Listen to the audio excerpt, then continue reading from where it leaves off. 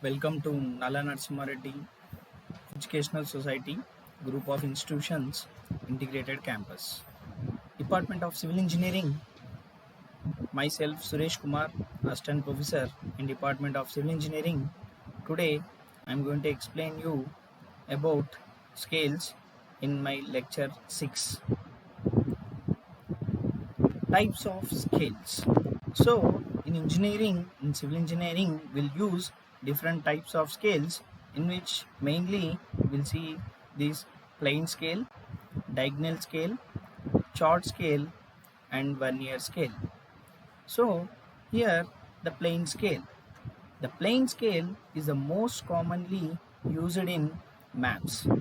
This scale is used to represent two successive units such as meters and decimeters. See, any uh, surveying maps or any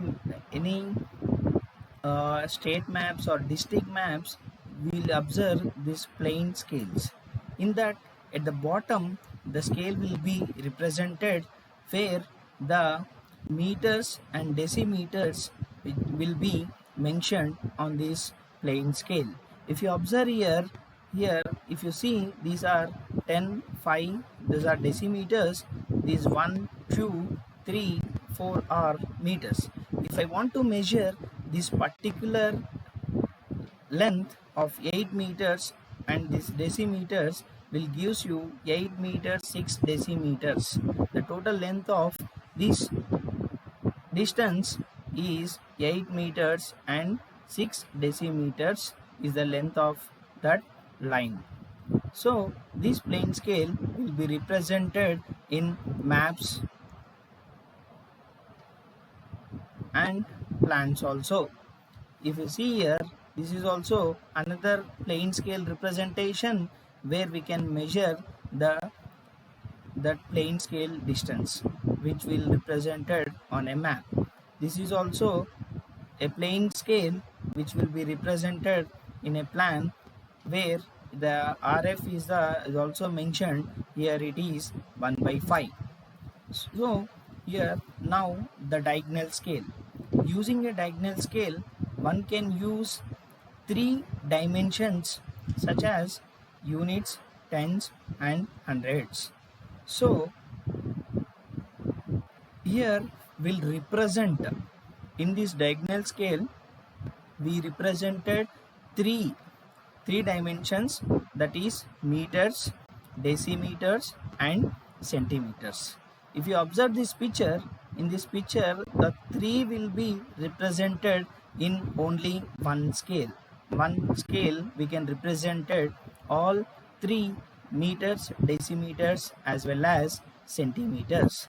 You see, 0, 10, 20, 30, 40 are meters, and it is a decimeters, and this is a centimeters. In plane scale we represented only meters and decimeters, but in this diagonal scale will represented as centimeters also. This if this particular distance, that is 62.6, that is a diagonal scale advantage. This is also one of the diagonal scale where it will represented all you three measurements, that is meters, decimeters, as well as centimeters. This is also a decimeter where kilometers is mentioned, and centimeters, meters, it will be mentioned in this particular map and scale. The types of scale is one more type, that is chord scale. The scale of chord is used to measure or to set of angles. It is marked either on rectangle or on an ordinary wooden scale.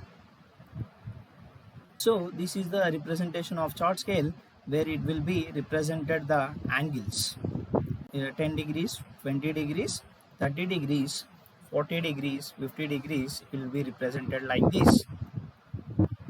Now vernier scale is one more type. In this vernier scale, the vernier is invented a device for the purpose of measuring a fractional part of graduated scale.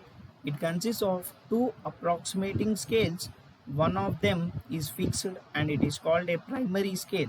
So if you talk about this, in vernier scale there are two scales. One is main scale and another is vernier scale.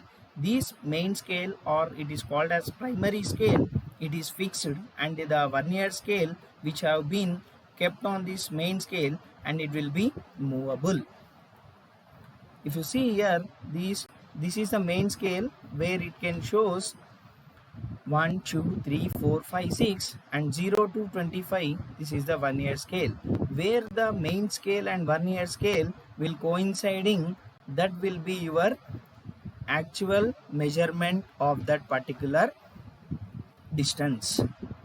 So this is the main scale, vernier scale as mentioned in this particular drawing. Choice of scale on a map.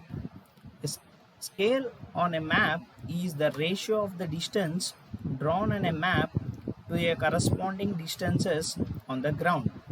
As the area involved are rather large, it is essential to select a suitable scale for representing the area on a map.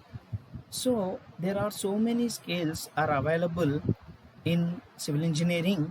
When you are representing a map or plan, you should select a appropriate scale to represent that particular drawing. Selection of the scale depends upon the purpose, size, and the required precision of plotting. So these three factors will influence how us to select which scale is suitable for our particular drawing. Size, what is the size of that area, and what is the purpose of that